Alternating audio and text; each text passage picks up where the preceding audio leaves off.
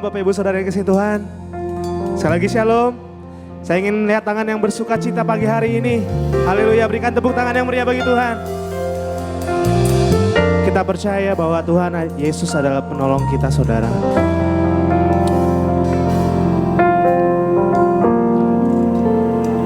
Dialah yang setia.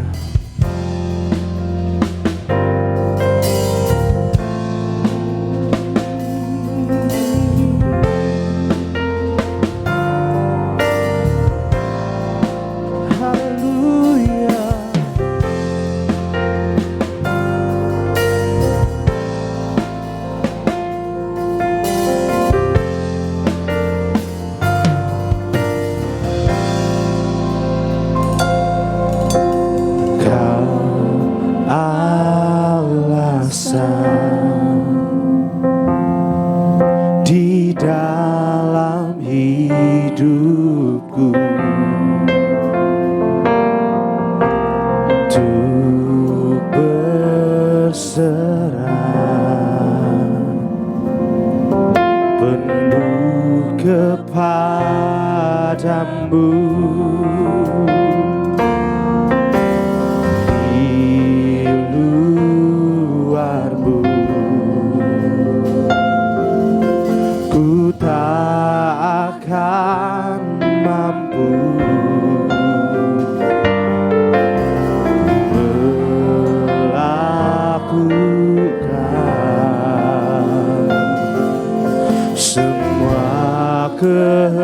Kehendakmu, Yesus penolongku, ku cari wajah-Mu, Kau yang ku perlu di setiap waktu. Tiada ku takut, sebab Kau besertaku, karena Kau Tuhan di atas segalanya. Oh, Kau di atas segalanya Tuhan.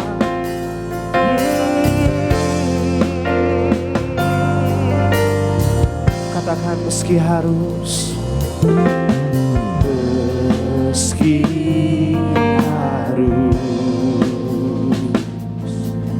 ku lewati lembah,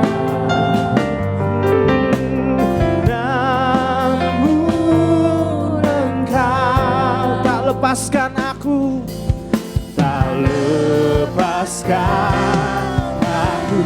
Yesus, Yesus penolongku, ku cari wajah-Mu, yang ku perlu di setiap waktu. Tiada ku takut, sebab Kau besertaku, karena Kau Tuhan di atas segalanya. Yesus penolongku, ku cari wajah-Mu, Kau yang ku perlu di setiap waktu.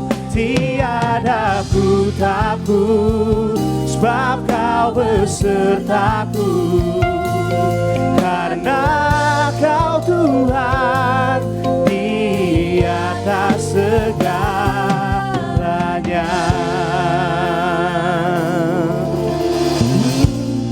Kau di atas segalanya, Kau di atas segala masalahku, Kau di atas segala pergumulanku.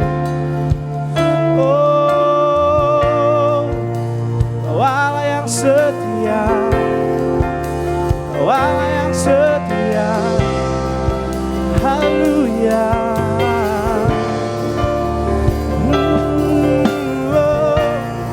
Mari sembah Dia, mari sembah Dia. Haleluya. Oh, Jesus, Kaulah penolongku Tuhan.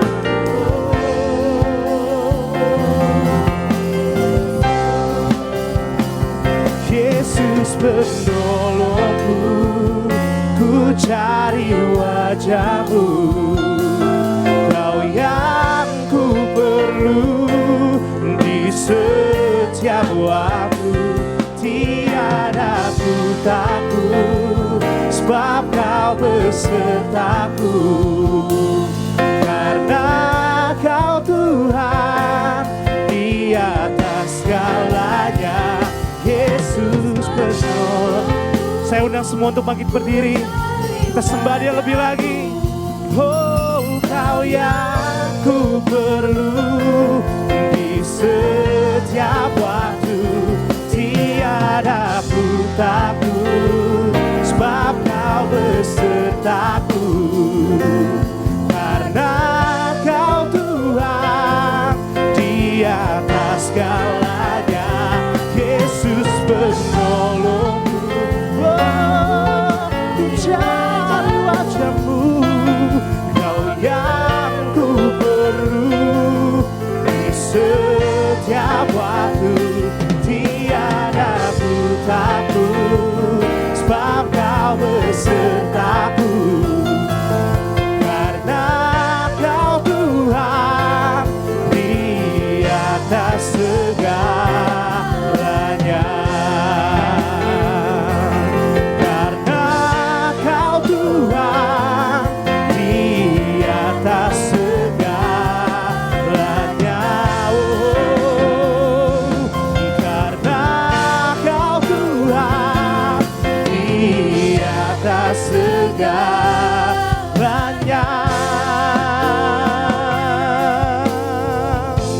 Oh, oh.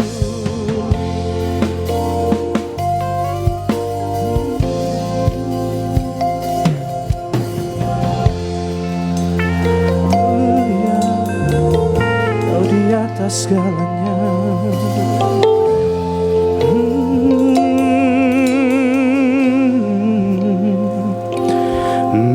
Mengasihi-Mu selalu dengan segenap hatiku, mencintai seluruh perbuatan-Mu, mengabdikan hidupku sesuai rencana-Mu. Ku mau menyembah-Mu sampai akhir hayatku. Mengasihi-Mu selalu dengan segenap hatiku, mencintai seluruh perbuatan-Mu, mengabdikan hidupku sesuai rencana-Mu. Ku mau menyembah-Mu sampai akhir hayatku. Oh, mengasihi-Mu selalu dengan segenap hatiku, mencintai seluruh perbuatan-Mu Tuhan, mengabdikan hidupku sesuai rencana-Mu. Ku mau menyembah-Mu sampai akhir. Mengasihi-Mu selalu dengan segenap hatiku, mencintai seluruh perbuatan-Mu, mengabdikan hidupku sesuai rencana-Mu. Ku mau menyembah-Mu sampai akhir hayatku. Ku mau menyembah-Mu akhir hayatku. Oh, sampai akhir hayatku. Haleluya Tuhan. Kami menyembah-Mu Tuhan sampai akhir hayat hidup kami. Kami tahu Engkaulah Allah yang setia, yang senantiasa menolong kami Tuhan.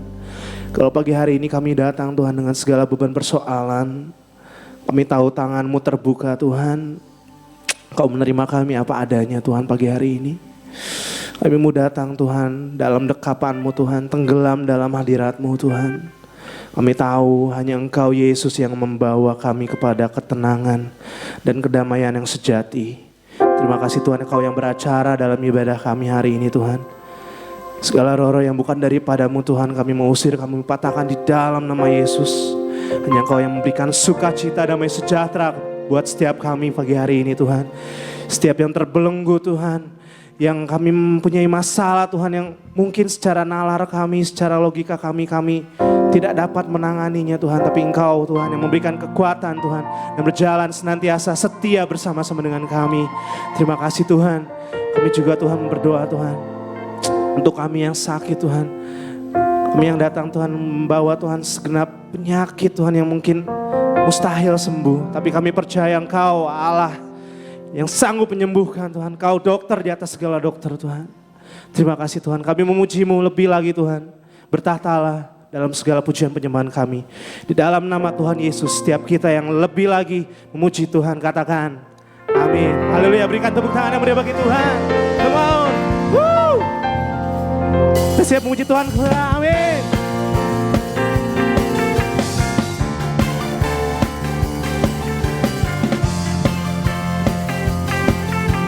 Ya Tuhan yang berkuasa.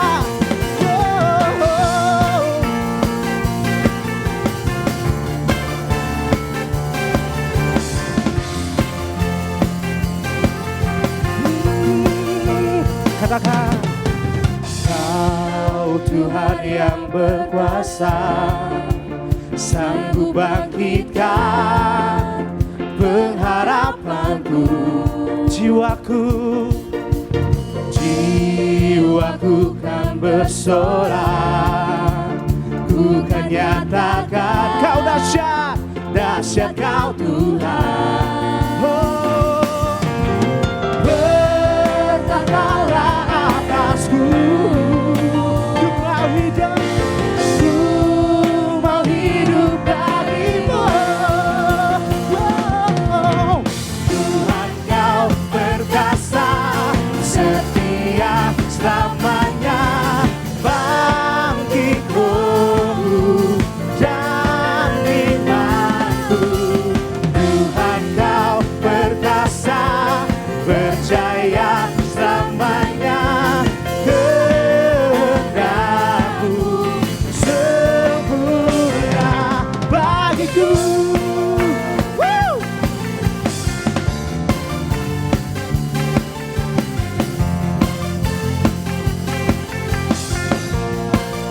Katakan Kau Tuhan, Kau Tuhan yang berkuasa, sanggup bangkitkan pengharapanku. Hanya Kau harapan kami Tuhan. Jiwaku kan bersorak, ku kan nyatakan dahsyat Kau Tuhan. Bertahtalah, oh, bertahtalah atasku, ku mau hidup bagimu. Tuhan Kau perkasa, setia selamanya, bangkit rohku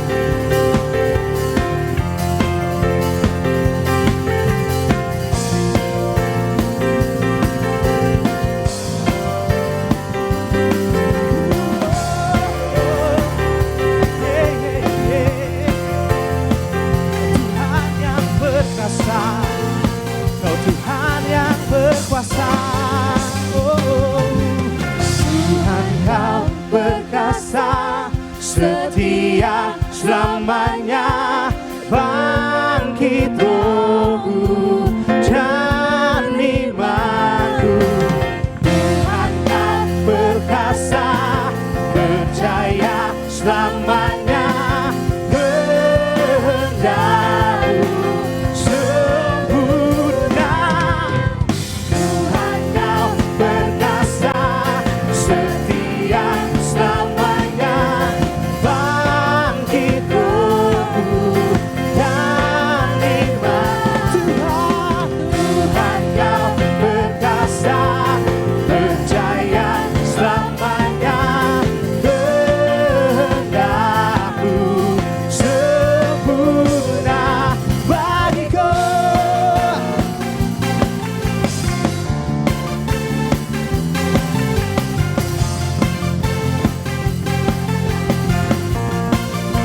Yeah. Oh, kau Tuhan yang perkasa.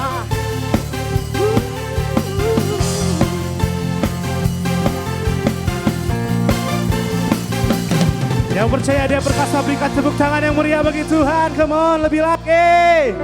Woo. Mari kita semua lebih lagi memuji Tuhan. Come on.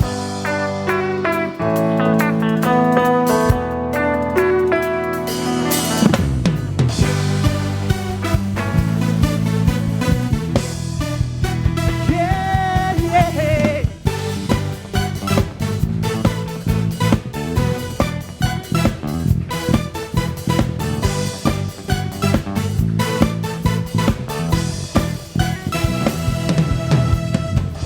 Pelukis cakrawala, merangkai jagat raya, pencipta alam semesta, pemilik kehidupan, pemilik kehidupan, yang sanggup menyelamatkan, dialah jalan kebenaran.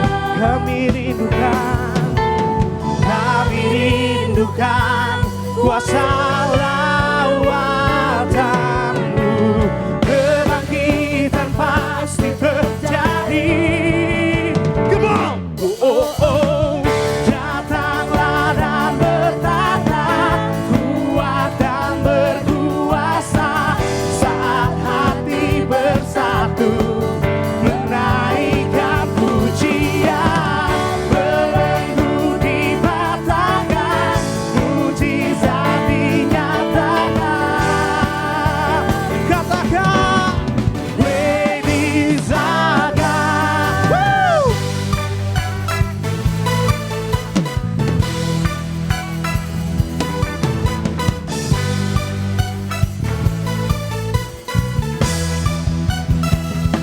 Katakan, pemilik kehidupan, yang sanggup menyelamatkan, dialah jalan kebenaran. Kami rindukan kuasa lawatanmu, kebangkitan pasti terjadi. Oh, oh, oh. Datanglah dan bertata, kuat dan berkuasa, saat hati bersatu, menaikkan pujian, belenggu dipatahkan, mujizat dinyatakan. Lady Zaga, Lady Zaga. Come on. Sama-sama tepuk tangan seperti ini, saudara. Woo!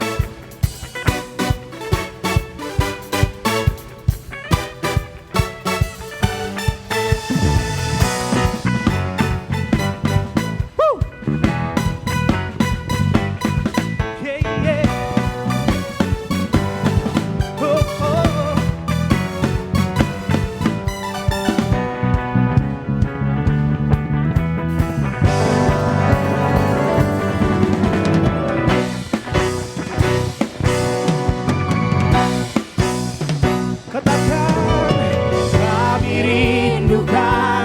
kuasa lawatanmu, kebangkitan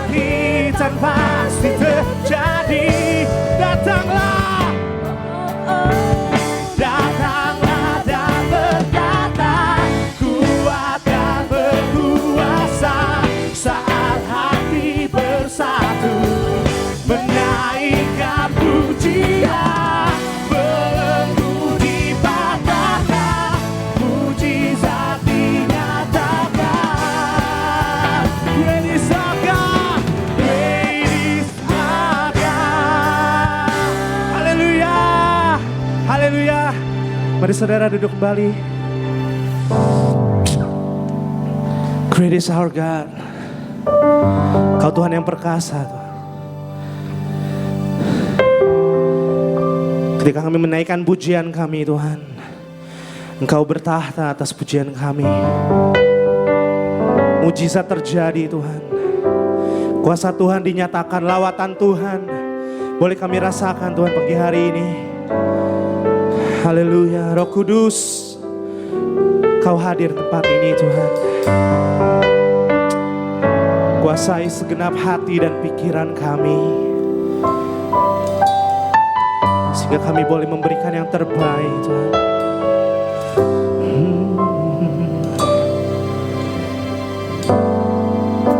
Yes, Tuhan.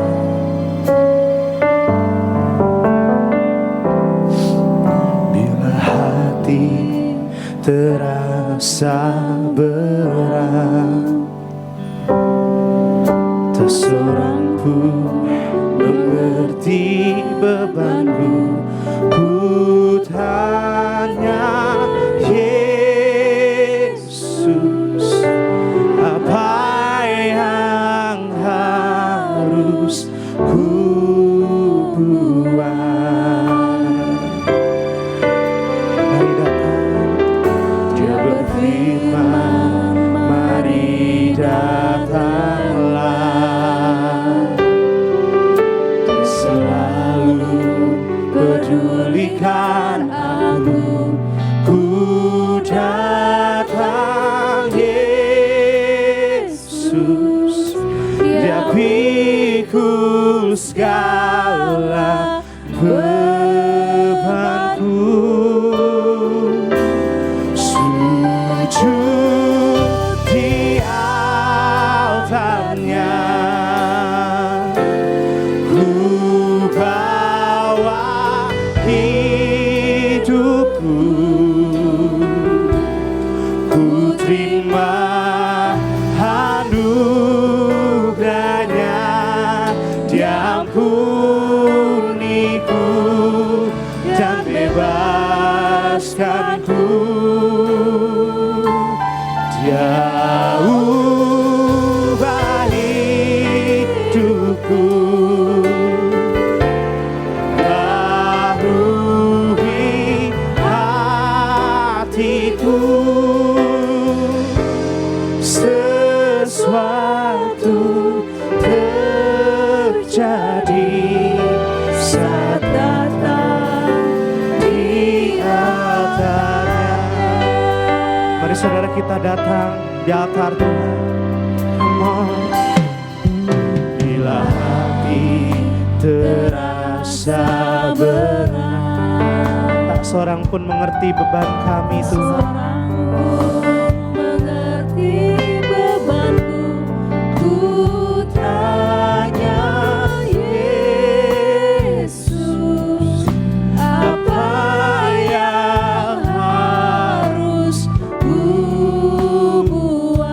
Kami nggak tahu, Tuhan.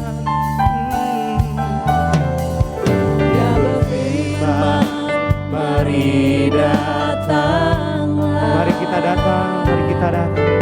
Dia selalu pedulikan aku.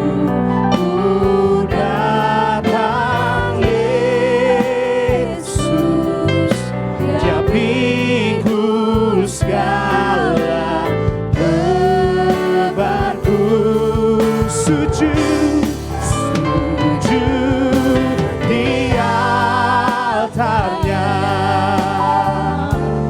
ku bawa hidupku. Ku terima anugerahnya, Dia ampuniku dan bebaskanku. Dia ubah hidupku, baharui hatiku. Sesuatu terjadi saat datang di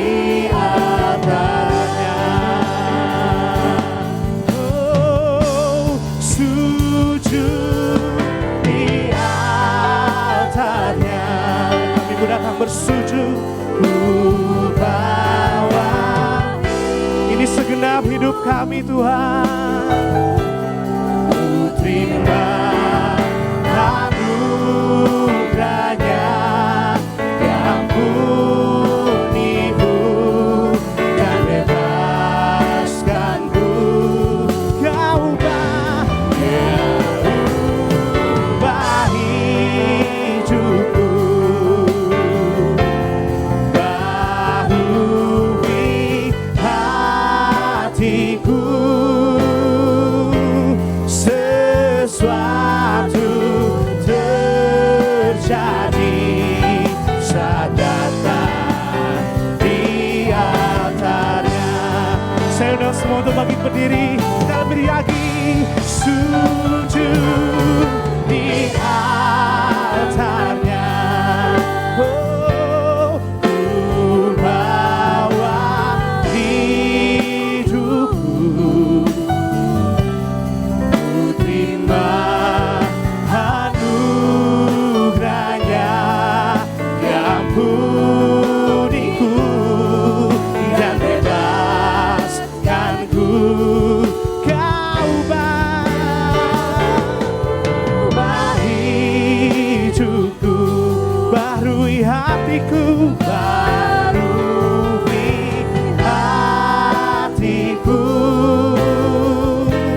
Sesuatu terjadi saat datang di altarnya. Lebih dalam lagi katakan, sujud di altarnya. Mari angkat tanganmu, sujud. Ku bawa hidupku, terima anugerah-Nya, Dia ampuniku dan bebaskanku.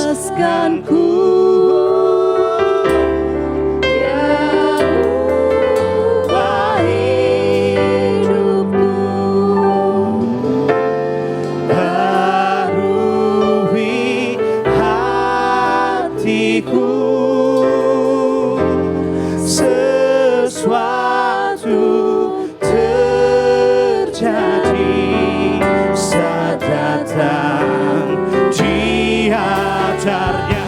Dengan imanmu katakan, Dia ubah hidupku, baharui hatiku. Sesuatu terjadi saat datang di altarnya. Oh, pemulihan terjadi, mujizat terjadi, kemenangan terjadi saat datang di altarnya.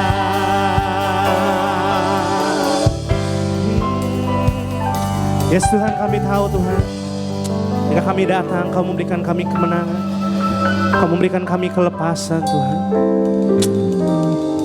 Pagi hari ini Tuhan, kami rindu mendengar suara-Mu lebih lagi. Berikan kami hati sebagai hamba, hati sebagai seorang murid yang mau dengar-dengaran Tuhan. Kau juga berkati hamba-Mu Tuhan yang akan menyampaikan firman Tuhan, Pastor Lucky. Biar setiap firman yang keluar, biar setiap kata-kata, setiap materi yang dibawakan Tuhan, itu merupakan isi hati Tuhan dan kerinduan Tuhan atas setiap kami Tuhan. Dan kami boleh diubahkan Tuhan, hati kami boleh menjadi baru Tuhan. Kehidupan kami boleh berbalik Tuhan dari yang lama kepada yang baru. Kami semua boleh mendapatkan sesuatu Tuhan yang fresh dari surga. Dan kami boleh Tuhan menjadi garam dan terang dunia dimanapun kami berada. Terima kasih Tuhan, kami siap untuk mendengar firman Tuhan. Setiap kita yang percaya untuk mendengar firman Tuhan dan siap untuk mendengar firman Tuhan, katakan Amin. Silakan duduk saudara. Oke, shalom. Kurang keras, shalom. Bisa lambaikan tangannya, berapa jadi di antara kita yang diberkati Tuhan pada pagi hari ini. Haleluya. Yes. Hari ini kita masih bicara tentang mentalitas. Saya akan menutup dengan satu bagian yang mungkin sering kali kita lupakan tapi esensial dalam kehidupan kita. Ya, saya ingin ulas sedikit saudara dari minggu pertama apa yang sudah kita pelajari sepanjang bulan ini, bulan November. Ini adalah di akhir bulan November, sebentar lagi masuk bulan Desember, begitu cepat waktu tidak terasa bergulir dalam kehidupan kita. Nah, minggu pertama kita sudah belajar tentang mentalitas manusia di akhir zaman. Kemudian minggu kedua kita belajar tentang mentalitas kerajaan. Minggu ketiga kita belajar tentang mentalitas yang sadar dan berjaga-jaga. Minggu kemarin atau minggu keempat kita belajar bagaimana mentalitas itu dibentuk melalui pendidikan moral dan agama atau rohani. Nah, minggu ini ada minggu kelima, saya akan membahas satu bagian yang saya mau katakan ini sangat penting dalam kehidupan kita tapi yang sering kali mungkin kita lupakan, yaitu tentang bersyukur. Haleluya. Judul khotbah saya adalah Be Grateful. Mari kita sama-sama saudara belajar untuk bersyukur. Bagaimana kebaikan Tuhan dalam kehidupan kita. Saya kira percaya setiap kita pasti pernah mengalami pertolongan Tuhan. Yang ngerti katakan amin. Setiap kita pasti pernah mengalami mujizat daripada Tuhan, amin. Setiap kita pernah mengalami lawatan Tuhan, pemulihan daripada Tuhan. Nah, saudaraku dikasih Tuhan, Filipiansi dalam bukunya tentang keajaiban kasih karunia, dia katakan bahwa semua kata yang namanya bersyukur, itu akar katanya dari grace atau kasih karunia. Jadi saya mau katakan kalau kita bisa bersyukur, kita bisa berterima kasih sama Tuhan, kita bisa grateful sama Tuhan karena kita menikmati anugerah Allah. Amin saudara. Dia katakan begini, untuk mengucapkan doa makan, orang bule atau orang luar negeri biasanya kita mengucapkan say grace gitu ya, atas berkat Tuhan. Ketika berterima kasih atas kebaikan seseorang dikatakan grateful. Dengar berita baik disebut gratified. Memberi salam kepada orang lain, memberikan ucapan selamat, baru lahir, baru menikah, congratulations. Akar katanya grace yang sama saudara. Ketika kita melihat keramahan dan kedermawan seseorang kita sebut gracious saudara. Pelayanan seseorang memuaskan kita biasanya memberikan tips kepada orang itu dan itu dikatakan gratuity. Ya, semua akar katanya grace saudara. Nah, saya kira percaya setiap kita hidup di dalam anugerah Allah itu akan memampukan setiap kita untuk kita bisa bersyukur atas kebaikan Tuhan. Kita boleh ada hari ini itu karena grace. Kita boleh ada hari ini itu karena kebaikan Tuhan, karena kasih karunia Tuhan. Mari kita lihat satu bagian firman Tuhan. Saya pernah sharing di dalam ibadah youth. Ya, tentang di dalam Injil Lukas pasal yang ke-17, pasal 17 ayat 11, sampai ayat yang ke-19. Ini bicara tentang 10 orang kusta. Berapa banyak di antara kita pernah dengar kisah ini? Halo? Ya, Bapak Willy juga pernah sharing juga ya di ibadah youth. Lukas pasal 17 ayat 11 sampai ayat 19. Perhatikan saudara, saya akan bacakan buat saudara. Dalam perjalanan itu Tuhan Yesus ke Yerusalem, Yesus menyusur perbatasan Samaria dan Galilea. Ngapain nih orang? Tuhan menyusur perbatasan, sama-sama katakan perbatasan. Nah, di perbatasan itu ada apa? Jadi orang Samaria yang sakit kusta ditaruh di situ. Orang Yahudi yang sakit kusta ditaruh di situ. Nanti kita akan temu ya, kita akan lihat. Ketika ia memasuki, perhatikan, suatu desa, ini desa di sekitar perbatasan Samaria dan Galilea, datanglah 10 orang kusta menemui dia. Mereka tinggal berdiri agak jauh dan berteriak, Yesus Guru kasihanilah kami. Lalu dikatakan, lalu ia memandang mereka dan berkata, pergilah, perlihatkanlah dirimu kepada imam-imam. Dan sementara mereka di tengah jalan mereka menjadi tahir saudara. Seorang dari mereka ketika melihat bahwa ia telah sembuh kembali sambil memuliakan Allah dengan suara nyaring. Lalu tersungkur di depan kaki Yesus dan mengucap syukur kepadanya. Lalu dikatakan orang itu, perhatikan Injil Lukas sampai cari tahu siapa orang itu.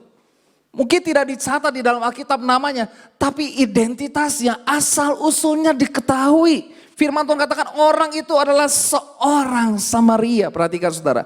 Lalu Yesus berkata, bukankah ke-10 orang tadi semuanya telah menjadi tahir? Di manakah yang 9 orang itu?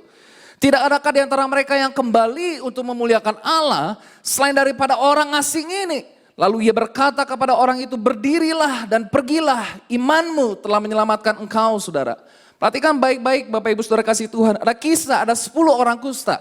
Berapa banyak yang kusta? 10. Ada yang bilang 10 itu sempurna. Enggak lah, enggak ngomong gitu 10 sempurna. Ini memang 10 orang kusta gitu ya. 10 orang kusta, saudara, mereka melihat Yesus ketika Yesus menyusur perbatasan Samaria dan Galilea. Saya mau katakan tidak ada kata kebetulan di dalam Tuhan. Saya mau katakan Yesus sengaja menyusur perbatasan Samaria dan Galilea. Karena dia ingin doing something di situ. Karena dia sedang kerjakan sesuatu di situ, saudara. Perhatikan baik-baik. Ketika engkau sedang menghadapi pergumulan dalam hidup kita. Saya mau katakan itu bukanlah sebuah accident atau sebuah kebetulan. Tapi Tuhan sedang mau doing something dalam pergumulan kita. Yang ngerti katakan amin. Saudara kau dikasih Tuhan, perhatikan. Ketika ia memasuki satu desa, ada 10 orang kusta, dikatakan mereka tinggal berdiri agak jauh. Dan mereka berteriak. Saya yakin dan percaya namanya teriak itu pakai energi, betul ya? Teriak itu pasti pakai power. Kalau saudara pernah kecebur, minta tolong pasti teriaknya kan pasti wah ada power, energi, keluarin tenaga gitu kan. Mereka berteriak, yang teriak berapa orang saudara? Halo? Yang teriak? 10-10-nya teriak. Guru, kasihanilah kami. Sama-sama berteriak saudara. Lalu ia memandang mereka, pergilah perlihatkanlah dirimu kepada imam saudara. Ini merupakan kisah kedua di dalam Injil Lukas bagaimana Yesus menyembuhkan orang yang sakit kusta. Kisah yang pertama itu dicatat di dalam Injil Lukas pasal yang kelima, pada waktu itu Yesus juga bertemu dengan orang yang sakit kusta. Orang itu katakan, guru, tahirkanlah aku. Lalu firman Tuhan katakan Yesus mengulurkan tangannya, orang itu jadi sembuh. Tapi ayat ini berbeda sekali. Tuhan tidak menggunakan cara sentuhan kepada orang kusta, 10 orang kusta ini. Tapi firman Tuhan katakan pergilah, perlihatkanlah dirimu saudara. Nah kita akan lihat dulu cerita di balik kusta sedikit ya. Ya ini kurang lebih seperti ini, saya tidak tampilkan gambar yang terlalu serem. Mungkin takut habis ini saudara mau sarapan pagi, betul? Ya, penyakit kusta itu penemunya namanya Morbus Hansen. Bukan berarti Hansen itu kusta, bukan. Ini nama penemunya, disebabkan oleh bakteri. Jadi bakteri, bukan virus, bakteri. Ya, bakteri yang namanya Mycobacterium leprae gitu ya. Nah, Mycobacterium leprae. Firman Tuhan katakan gini, ketika orang, kembali lagi dalam kisah Lukas pasal 17, orang yang ngalamin kusta ini, saya pelajari saudara, orang yang sakit kusta, itu bisa sampai ada yang bertahan hidup sampai 40 tahun. Jadi nggak seketika mati. Ya, kembali lagi, next slide. Nah, apa yang persamaan dari ke-10 orang ini? Saya tulis persamaannya, mereka sama-sama sakit kusta, betul? Sesama penyakit kusta jangan saling mendahului. Ya kan? Sama-sama menderita kusta. Yang kedua, sama-sama senasib sepenanggungan. Tahukah saudara, orang Yahudi sama orang Samaria, mereka gak punya hubungan diplomatik. Mereka gak ngobrol satu dengan yang lainnya. Tapi perhatikan baik-baik, karena mereka dalam kondisi yang sama, sama-sama sakit kusta, mereka sedang berada di perbatasan yang sama, mereka sedang mengalami penderitaan yang sama. Seringkali kalau kita lagi ngalami penderitaan yang sama bisa jadi senasib sepenanggungan. Iya apa ya? Coba aja kalau banjir gitu ya, biasanya gak kenal sama tetangga karena senasib, kita banjir ya sama ya, jadi senasib sepenanggungan. Nah orang Yahudi dan orang Samaria gak punya hubungan diplomatik, tapi karena mereka senasib sepenanggungan sama-sama sakit kusta, kali itu mungkin mereka komunikasi saudara. Lalu saya catat kembali, mereka sama-sama juga teriak minta tolong sama Tuhan, betul? Tadi kita sudah baca, mereka berteriak kepada Tuhan. Dan ini dicatat baik-baik, mereka sama-sama punya iman. Halo? Saudara percaya ke-10 orang itu punya iman? Ke-10 orang itu punya iman? Ke-10 orang itu punya iman? Apa buktinya? Sembuh. Yang sembuh berapa orang? 10-10-nya sembuh. Sama-sama beriman kepada Tuhan. Namun yang membedakan mereka apa? Next slide. Yang membedakan mereka, kita lihat. Di situ ada 2 kelompok orang. Yang pertama, satu orang yang disebut orang Samaria yang tidak henti-hentinya bersyukur sama Tuhan. Yang kedua, 9 orang yang sama sekali tidak menunjukkan rasa bersyukur, rasa terima kasih atas pertolongan Tuhan, atas lawatan Tuhan, atas jamahan Tuhan, atas apa yang mereka alami. Satu orang ini firman Tuhan katakan mereka kembali, orang ini kembali kepada Tuhan dan memuliakan nama Tuhan dengan suara yang nyaring, saudara. Perhatikan baik-baik. Mungkin engkau berada di gereja yang sama, dengar lagu yang sama, tapi mungkin saja responmu bisa beda. Halo, saudara nangkep maksud saya? 10 orang ini ngalamin pertolongan yang sama dari Tuhan, ngalamin mujizat yang sama. Perhatikan baik-baik, mereka ngalamin pertolongan yang sama, mujizat yang sama, di waktu yang sama. Setuju dengan saya? Tapi respon mereka berbeda. Respon kita menentukan, saudara, hasilnya bagaimana. Perhatikan baik-baik. Ya, respon kita sangat menentukan apa yang akan kita lakukan. Saudara, dikasih Tuhan, saya tulis begini, saudara. Sukacita kita bukanlah ditentukan dari seberapa banyak yang kita miliki, seberapa banyak yang telah kita capai dalam hidup ini. Tetapi sukacita kita ditentukan dari bagaimana kita mampu mensyukuri apa yang telah Tuhan berikan dalam hidup kita. Yang ketiga katakan amin. Terkadang kita terlalu sibuk, mengeluh, bersungut-sungut, menggerutu sama Tuhan atas apa yang tidak kita miliki, atas apa yang tidak dapat kita capai, atas apa yang tidak dapat kita raih. Sehingga di waktu yang bersamaan kita lupa bersyukur kepada Tuhan. Saudara dikasih Tuhan, 2 kelompok orang ini mungkin terjadi dalam kehidupan kita. Ada orang yang mudah banget bersyukur. Dikasih dikit, wah gampang banget bersyukur. Tapi ada orang yang mudah banget mengeluh dalam kehidupannya. Ketika menghadapi pergumulan, mudah sekali untuk marah, mudah sekali bersungut-sungut, mudah sekali untuk mengeluh. Perhatikan saudara, mereka mengalami pertolongan yang sama.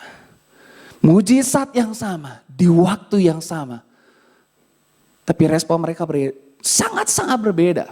Nah, saya pelajari saudara, orang yang sakit kusta, mereka akan mengalami banyak kehilangan dalam hidupnya. Setuju nggak? Kehilangan apa? Yang pertama, kehilangan anggota tubuh. Saya pernah baca satu artikel, satu buku. Ya, di satu buku. Ada seorang ibu, dia sakit kusta nih. Anaknya nggak kena kusta. Dia sedang masak buat keluarganya. Dia lagi ngaduk panci yang berisi kuah makanan. Tanpa dia sadari jarinya putus dan masuk ke kuah. Tanpa dia sadari saudara. Apa yang terjadi? Dia hidangkan buat anaknya dan keluarganya. Sangat terkejut sekali anaknya ketika cedok ada jari mamanya. Kehilangan anggota tubuh. Saya ketika baca itu merinding banget. Kebayang ya. Kita ngelihat ceker ayam yang warna hitam aja kadang kita kaget. Aduh apa ini gitu ya. Ini jari saudara. Jari loh. Ya, orang yang ngalamin kusta pasti akan mengalami kehilangan anggota tubuh. Apalagi? Kehilangan apa lagi saudara? Kehilangan status sosial. Bahkan firman Tuhan katakan Miriam seorang nabi juga ketika kena kusta tetap harus ada di perbatasan. Betul apa betul? Yes, apapun posisi jabatan orang itu ketika kena kusta tetap sama statusnya dengan orang kusta yang lain. Alkitab tidak mencatat 10 orang ini jabatannya apa sebelum kena kusta. Alkitab tidak catat. Tapi saya mau katakan mereka mengalami nasib yang sama. Dikucilkan dari keluarga. Apalagi yang dialami oleh mereka. Mereka kehilangan harga diri mereka. Betul nggak? Ya, nanti kalau boleh saudara baca mungkin boleh dibuka program Alkitabnya. Di dalam Imamat pasal 13 ayat 45 sampai 46 dikatakan gini. Orang yang sakit kusta, perhatikan. Orang yang sakit kusta harus berpakaian yang cabik-cabik. Ya. Rambutnya terurai. Nah gitu. Dan lagi ia harus menutupi mukanya sambil berseru najis, najis. Ya, selama ia kena penyakit itu, ia tetap najis. Memang ia najis. Ia harus tinggal terasing di luar perkemahan. Itulah tempat kediamannya. Firman Tuhan katakan ayat yang ke-45. Orang yang sakit kusta harus berpakaian cabik-cabik. Sehebat apapun jabatanmu kalau lagi kena kusta. Pakainya pakaian cabik-cabik. Zaman dulu kalau kena pakaian cabik-cabik itu orang kusta. Kalau sekarang jadi ngetren fashion. Pakai baju cabik-cabik. Celana cabik-cabik. Ya, pernah pelayanan di TWF, saya nasihati kamu jangan pakai celana cabik-cabik kamu ya. Rambutnya terurai, mau cowok mau cewek rambutnya terurai, tidak terurus. Dan dia harus menutupi mukanya, dia jalan katakan dia najis, najis, najis. Supaya apa? Orang gak mendekati dia. Karena apa? Kalau misalnya ada orang mendekati dia, Ya Bapak Willy pernah katakan kalau misalnya anginnya dari sini, ini saya kena kusta nih. Hizkia fine-fine aja, angin dari sini nih. Dia bisa jadi ikutan najis. Karena anginnya doang saudara, anginnya aja jadi najis. Jadi orang sakit kusta ini benar-benar kehilangan harga diri. Sehebat apapun posisinya, sebelum kena kusta, ketika kena kusta akan mengalami hal yang sama. Kehilangan apa lagi saudara? Ya, saya yakin dan percaya orang ini pasti kehilangan pekerjaan. Betul nggak? Siapa yang mau mempekerjakan orang sakit kusta? Apalagi kehilangan apa lagi saudara? Kehilangan ini yang paling berat, sentuhan kasih sayang. Saya baca satu buku Max Lucado, dia bahas Injil Lukas pasal yang kelima. Orang yang sakit kusta. Mungkin saja ketika dia sakit kusta dia lihat dari kejauhan, aduh itu istri saya tapi gak berani mendekat saudara. Aduh anak saya udah makin besar ya, saya belum pernah ketemu lagi ya. Aduh saya pengen memeluk ya, bayangin. Pengen memeluk tapi tidak bisa memeluk. Itu bukan cinta LDR, bukan. Tapi kusta saudara. Kehilangan kasih sayang, kehilangan pelukan dari keluarga, orang-orang terdekat. Apalagi saudara, kehilangan harta benda. Mungkin saja dia kehilangan harta benda. Apalagi? Kehilangan pengharapan dalam hidup, betul? Konon katanya belum ada obatnya. Bahkan yang pasti berujung dengan kematian. Nah Bapak Ibu Saudara kasih Tuhan, mari kita belajar untuk kita bersyukur kepada Tuhan. Jeffrey Rahmat dalam bukunya Suit Up, dia katakan gini, be grateful for what you have, don't wait until it's lost or taken away before you realize how blessed you are. Bersyukurlah kepada Tuhan atas apa yang kamu miliki saat ini. Jangan tunggu sampai semuanya itu hilang, diambil daripadamu sebelum kamu menyadari betapa diberkatinya engkau. Betapa diberkatinya dirimu. Saya mau katakan berkat itu bukan soal materi. Halo, kalau saudara anggap berkat itu materi, saudara tidak tahu apapun tentang berkat.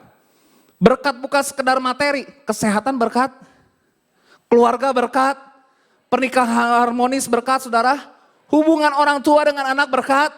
Saya mau katakan berkat bukan hanya melulu materi. Kalau kau masih punya keluarga, syukuri aku masih punya keluarga. Karena banyak di luar sana mungkin kehilangan keluarga. Saya baca kisah-kisah di balik COVID-19 ini saudara. Ada seorang ibu, dia kena COVID, melahirkan, bayinya selamat, ibunya meninggal. Bayinya baru lahir, ibunya meninggal. Bayangin, bayi lahir, anak ini lahir tanpa ibunya. Ibunya meninggal, anaknya selamat. Atau sebaliknya, ibunya selamat, anaknya meninggal. Kalau kamu masih punya keluarga, kau masih punya suami, masih punya istri, masih punya orang tua, masih punya orang-orang yang bisa memeluk dirimu, mari bersyukur. Jangan sampai kau baru menyadari ketika mereka meninggalkan kita, saudara. Perhatikan baik-baik. Nah, pelajaran apa yang kita dapat pelajari dari perikop ini? Yang pertama, saudara, saya catat begini. Apakah nyanyian syukurmu senyaring teriakan minta tolongmu? Halo. Apakah nyanyian syukur kita seantusias teriakan kita minta tolong? Seringkali ketika kita menghadapi masalah, menghadapi pergumulan, sama 10 orang kusta ini mereka sama-sama berseru kepada Tuhan. Sama-sama berteriak, minta belas kasihan Tuhan. Yesus, Guru, kasihanilah kami. Mereka sama-sama berteriak kepada Tuhan, saudara. Tetapi hanya satu orang, firman Tuhan katakan apa? Yang kembali kepada Tuhan, memuji Tuhan, bahkan dikatakan memuliakan Allah dengan suara yang nyaring. Tadi saya katakan saudara, mungkin kita ada di gereja yang sama, dengar lagu yang sama. Tadi WL-nya udah heboh, uratnya udah keluar semua tuh nyanyinya. Solfegio, apa semua udah keluar semua tuh, falsetto. Ya. Musiknya udah keren, musik yang sama, lagu yang sama, pujian yang sama. Gimana respon kita? Ketika engkau menyadari bahwa saya masih terima kebaikan Tuhan. Saya percaya respon saudara pasti beda memuji Tuhan. Halo? Yes? Amin saudara. Saya percaya kalau kita dilawat oleh Tuhan, kita ngalamin anugerah Tuhan, kita bisa memuji Tuhan dengan sorak-sorai. Berikan yang terbaik buat Tuhan, berikan tepuk tangan bagi Tuhan kita. Saudara dikasih Tuhan, 10 orang kusta ini ngalamin pertolongan yang sama. Mereka berseru dengan suara yang nyaring. Saya katakan mereka berteriak dengan suara yang nyaring. Tapi hanya satu orang yang kembali kepada Tuhan, yang mengucap syukur, yang tidak henti-hentinya memuji Tuhan.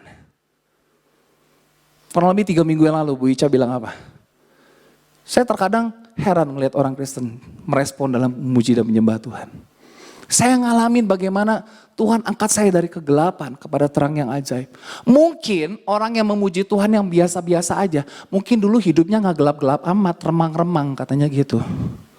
Saya mau katakan gini loh, setiap kita dulu berada di dalam kegelapan, Tuhan telah bawa kita keluar dari kegelapan kepada terang yang ajaib. Harusnya membuat kita memuji Tuhan dengan sorak-sorai, dengan gegap gempita, amin. Dengan suara yang nyaring, perhatikan. Firman Tuhan katakan, orang Samaria. Lukas sampai cari tahu siapa orang ini. Perhatikan baik-baik. Ketika engkau memuji Tuhan, menyembah Tuhan dengan cara yang benar, dengan cara yang ekspresif, itu menarik perhatian Tuhan. Halo? Halo? Halo saudara? Orang ini sampai dicatat orang Samaria. Orang yang memuji Tuhan dengan suara yang gegap gembita, suara yang nyaring, saya yakin percaya, itu menarik perhatian Allah. Saudara mau menarik perhatian Allah? Gimana caranya? Memuji Tuhan. Bersyukur kepada Tuhan. Makanya ada sebuah lagu, ku kan menari seperti Daud menari. Kenapa sampai ditulis? Jadi sebuah lagu, bahkan di Alkitab itu ditulis peristiwa bagaimana Daud menari di hadapan Tuhan. Karena Tuhan suka pujian, gaya yang menyembah, mengucap syukur seperti itu saudara. Nah kita lihat yang kedua. Bukankah setiap kita pasti pernah mengalami pertolongan Tuhan, betul? Saudara selalu mengalami pertolongan Tuhan? Berapa banyak di antara kita yang pernah mengalami pertolongan Tuhan? Pernah disembuhkan Tuhan, dijamah Tuhan, dilawat Tuhan? Saya mau katakan gini loh saudara. Mungkin hari-hari ini keadaan tidak seperti yang kita kehendaki. Ada kalanya yang dalam hidup itu apa yang kita harapkan ternyata faktanya nggak seperti itu. Mungkin kita bisa jadi kecewa. Tapi saya ingat satu ayat. Coba boleh dibuka mungkin program Alkitabnya. Mazmur 103 ayat yang kedua. Mazmur pasal 103 ayat yang kedua. Sama-sama kita baca yuk. 2, 3. Pujilah Tuhan, hai jiwaku. Dan apa? Janganlah lupakan apa? Segala kebaikannya. Halo? Halo? Jika engkau ingin bersungut-sungut, fokus ayo pada kebaikan Tuhan. Mungkin hari-hari ini bisnismu tidak berjalan seperti engkau kehendaki. Keuanganmu, kesehatanmu tidak berjalan seperti engkau kehendaki. Hubunganmu, relationshipmu tidak berjalan seperti engkau kehendaki. Mungkin keadaan anak-anakmu tidak berjalan seperti engkau kehendaki. Tapi ayat ini mengingatkan kita, pujilah Tuhan, hai jiwaku. Dan jangan lupakan segala kebaikannya. Mungkin kau mengalami masalah beban dalam hidupmu. Jangan lupakan segala kebaikannya. Kalau kemarin Tuhan tolong saya, hari ini juga Tuhan pasti tolong saya. Kalau orang lain Tuhan tolong, pasti saya juga ditolong oleh Tuhan. Jangan lupakan segala kebaikannya. Kalau engkau mungkin menghadapi masalah dengan orang lain, diperlakukan dengan cara tidak adil, fokus pada kebaikan Tuhan. Saya diajarin sama Tuhan saudara. Pernah ngalamin dalam pelayanan, dalam sekolah, dalam kuliah. Ngalamin tekanan-tekanan. Tuhan bilang apa? Jangan lupakan segala kebaikanku. Ketika saya fokusnya pada masalah, fokusnya pada kelemahan orang, fokusnya pada kesulitan saya down. Tapi saya punya Tuhan, ketika saya down, dia mampu mengangkat saya kembali. Gimana caranya? Jangan lupakan segala kebaikan Tuhan. Apa yang kau hadapi hari-hari ini saudara? Saya tidak tahu pergumulan saudara.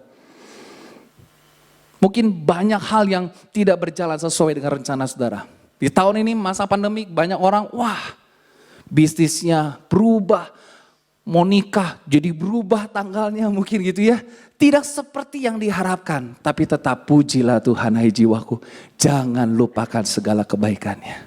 Kalau kamu lagi mau bersungut-sungut ingat pujilah Tuhan hai jiwaku. Jangan lupakan segala kebaikannya. Begitu banyak kebaikan Tuhan yang Tuhan nyatakan dalam hidup kita. Amin saudara. Yes, kita lihat yang ketiga, apa yang bisa kita pelajari?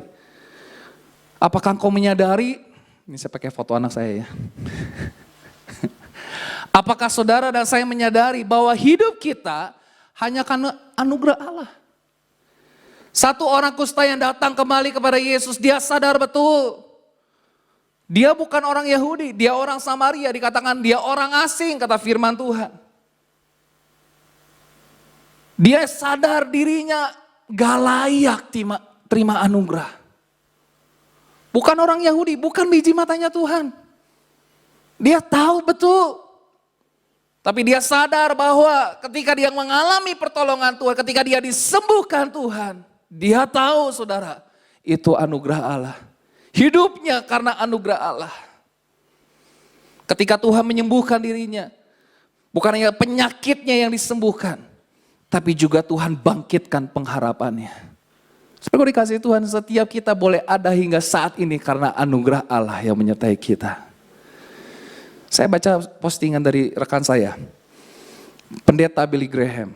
Ya, dia katakan begini, almarhum Billy Graham dia katakan begini, kehendak Allah tidak akan menuntun kita ke situasi di mana tidak ada anugerah Allah yang menopang kita. Saudara dikasih Tuhan, kau ngalamin pergumulan dalam rumah tanggamu, dalam pernikahanmu, dalam pekerjaanmu, dalam keuanganmu, mungkin dalam kesehatanmu juga. Kalau Tuhan izinkan, tetap percaya di situ ada anugerah Allah. Kalau nggak ada anugerah Allah, saudara nggak akan sanggup. Saya bisa melayani papi dan mami tetap bisa pelayanan sampai hari ini karena ada anugerah Allah yang menopang. Amin. Kita butuh anugerah Allah. Yes. Paulus katakan, aku bekerja lebih keras lagi daripada rasul yang lain. Tapi bukannya kuat gagahku, tetapi karena kasih karunia yang menyertai aku. Perhatikan saudara, kalau kita bisa lakukan banyak hal dalam pelayanan, dalam kehidupan, dalam bisnis, dalam pekerjaan, dalam mengelola apapun yang kita miliki, itu karena ada anugerah Allah yang menopang hidup kita. Bukan karena kuat gagah kita, bukan karena kehebatan kita. Mari bersandar pada anugerah Allah. Terus bersandar pada anugerah Allah. Sudah besar anugerahmu. Saudara bisa lanjutkan? Melimpah kasih-Mu semakin hari semakin bertambah besar anugerah-Mu. Saudara mau melihat anugerah Tuhan semakin besar dalam hidup kita? Mari mengandalkan Tuhan. Kita gak sanggup tanpa Tuhan, saudara. Hidup kita hanya karena anugerah Allah. Kemarin saya lihat anak saya nyanyi. Ceritanya dia mau interpreter. Lagunya Indonesia, dia sok Inggris gitu ya. Lagu NDC-nya Indonesia, dia terjemahin Inggris. Tapi ya lucu lah ya. Namanya juga anak kecil nyanyi. Tapi ada satu kalimat yang tek buat saya. Ini Anda luar biasa loh. Nobody like Jesus. Nobody like you. Dia lagi ngomong gitu buat Tuhan. Anak kecil. Dia belum ngerti lah lirik Indonesia di Inggrisin, saudara. Lagu Indonesia. Tapi dia pengen di Inggrisin lah. Kata maminya, kamu teh nyanyi yang benar itu lagu Indonesia. Kamu katakan lagu Indonesia. Dia tetap nyanyi. Nobody like you Jesus. Nobody like God. Saya percaya itu dia nyanyi dari hatinya. Dia sadar hidupnya karena anugerah Allah. Saudara dikasih Tuhan, jangan kita merasa kuat, merasa hebat. Perhatikan, hidup kita karena anugerah Allah. Belajar seperti orang Samaria ini, dia ngerti, dia gak layak terima anugerah. Poin yang keempat saudara, bukankah selalu ada mujizat di balik pengucapan syukur kita? Berapa banyak di antara kita ketika pernah mengalami dalam kehidupan, ketika engkau belajar mengucap syukur, ternyata ada mujizat di situ terjadi. Saudara pernah ngalamin? Ngalamin kesusahan, kesulitan, keuangan, kesehatan, pekerjaan, masa depan anak-anak. Ketika engkau belajar bersyukur, di situ engkau lihat kuasa Tuhan nyata buat kita. Saudara pernah ngalamin? Saya ingin percaya setiap kita pernah ngalamin. Nah, bagian selanjutnya, dua bagian yang terakhir saudara. Apa yang menyebabkan orang sulit untuk bersyukur atau berterima kasih? Yang pertama saya beberapa alasan, karena tidak pernah puas dalam hidupnya. Betul ya? Orang yang gak pernah puas tuh gak akan pernah bersyukur. Ya, surat Filipi pasal yang keempat ayat 11 ayat 12 dikatakan, ku katakan ini bukanlah karena kekurangan, sebab aku telah belajar, apa saudara? Belajar apa? Mencukupkan diri dalam segala keadaan. Aku tahu apa itu kekurangan, aku tahu apa itu kelimpahan. Artinya apa? Paulus pernah ngalamin kekurangan, tapi Paulus juga pernah ngalami kelimpahan. Dalam segala hal dan dalam segala perkara tidak ada sesuatu yang merupakan rahasia bagiku. Baik dalam hal kenyang maupun dalam hal kelaparan, baik dalam hal kelimpahan maupun dalam hal kekurangan saudara. Ayat yang ke-13-nya, segala perkara dapat kutanggung di dalam Dia. Belajar mencukupkan diri. Belajar berkata cukup. Amin. Yang kedua, kenapa banyak orang yang sulit berterima kasih? Yang ini, kebalikan dari tadi. Gak sadar kalau hidupnya anugerah Tuhan. Ini karena hebat gue, karena memang gue bisa, karena saya yang mampu. Tidak sadar bahwa itu karena anugerah Tuhan. Yang ketiga, apa yang menyebabkan orang sulit bersyukur, sulit berterima kasih? Sudah pasti iri hati dan dengki. Orang yang iri hati senang lihat orang susah, susah ngeliat orang senang, gak bisa bersyukur. Papa, tetangga kita beli TV gede amat. Nah iri kan? Padahal dia udah punya TV. Kapan kita ganti TV? Padahal TV-nya juga gak kenapa-napa. TV kita kayaknya kurang bagus deh. Padahal TV-nya LED juga. Yang sebelah udah smart loh. Cuman ngomong Google Assistant keluar sendiri. YouTube keluar sendiri. Kita mah boro-boro diajak ngomong TV-nya.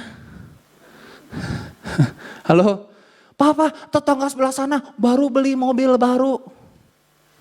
Halo, siapa yang begitu? Orang yang paling bahagia dalam hidupnya adalah orang yang gak punya iri hati. Setuju gak?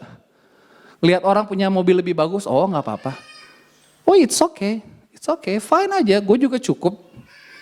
Jangan iri dengan keberhasilan orang lain. Jangan iri dengan kehebatan orang lain, dengan apa yang mereka punya. Saya mau katakan gini loh, Jeffrey Rahmat pernah kasih tahu gini. Kalau kamu melihat orang lain rumahnya lebih bagus, mobilnya lebih banyak, barang elektroniknya lebih canggih, saya percaya, dia bilang gini, kalau kamu ada di rumah sana, belum tentu juga kamu bahagia. Karena orang di sana juga kita nggak tahu pergumulannya, iya apa ya? Kita nggak tahu juga. Saya pernah cerita sama saudara, saya pernah waktu itu tinggal di Karawaci, saya dengar satu kisah.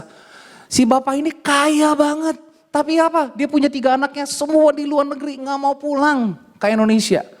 Nggak mau pulang ke Indonesia. Bapak ini udah sakit-sakitan saudara. Kata dokter gak boleh makan ini ya, gak boleh makan itu ya. Jadi si bapak ini tiap kali makan cuma makan nasi putih. Bukan nasi putih malahan, nasi merah mungkin. Gak makan daging, cuma sayur. Yang makan daging siapa? Pembantunya. Belum tentu orang yang rumahnya besar, peralatannya canggih, bahagia. Orang yang paling bahagia adalah ketika gak punya iri hati dalam hidupnya. Orang yang gak punya iri hati pasti memampukan dirinya untuk bersyukur. Amin. Yes. Yang berikutnya apa saudara? Kurang menghargai hal-hal kecil. Kalau dikasih, kok cuma segini sih dikasihnya? Masa cuma segini? Yang bener aja lu. Gue udah bantu, udah capek. Masa cuma dikasih segini? Hargai, terima kasih. Dikasih mangga 3 biji, dikasih mangga 1 biji, terima kasih. Istri saya pernah cerita waktu itu dia pelayanan, waktu belum nikah sama saya. Dia pelayanan di Bogor, kalau gak salah atau di Kalimantan. Ada anak sekolah minggunya dari keluarga yang sederhana lah. Ci, aku pengen kasih sesuatu buat Cici. Itu apa? Waktu itu mamahnya bikin rajutan gelang atau apalah saya lupa. Kalung gitu. Sederhana yang kita juga bisa belilah lebih mahal gitu ya. Tapi saya bilang aduh thank you banget. Ini si anak sampai wow gitu maksudnya. Kok si Cicinya kok kayaknya thank you-nya kayak gimana banget gitu. Padahal biasa aja kalung atau gelang rajutan yang biasa aja, gak ada harganya lah gitu loh. Kita bisa beli lebih mahal mungkin gitu ya. Tapi ketika respon kita berterima kasih, perhatikan baik-baik loh. Ketika engkau dikasih, mungkin tidak banyak jumlahnya. Tetapi ketika engkau memberikan ucapan gratified, terima kasih kepada orang itu dengan sangat-sangat luar biasa. Saya kira percaya loh, berkat Tuhan akan bertambah-tambah dalam kehidupan saudara. Mari hargai hal-hal kecil dalam hidup kita. Pernah nggak kita menghargai apa yang dilakukan oleh pasangan kita? Bangun pagi misalnya, saya sering kali kalau istri saya sakit, nggak bisa bangun pagi, saya udah siapin sarapan. Dia bangun, oh thank you udah disiapin sarapan. Sesekali dong, jadi suami siapin sarapan buat istrinya. Halo? Tapi istrinya juga gini, ya memang kerjanya lu kan gua lagi sakit, jangan gitu juga. Thank you Pak, udah siapin. Iya dong, pernah gak kita bilang terima kasih buat istri kita? Thank you loh udah masak. Halo? Pernah gak bilang terima kasih? Masak itu susah gampang? Bagi yang pintar masak mungkin gampang.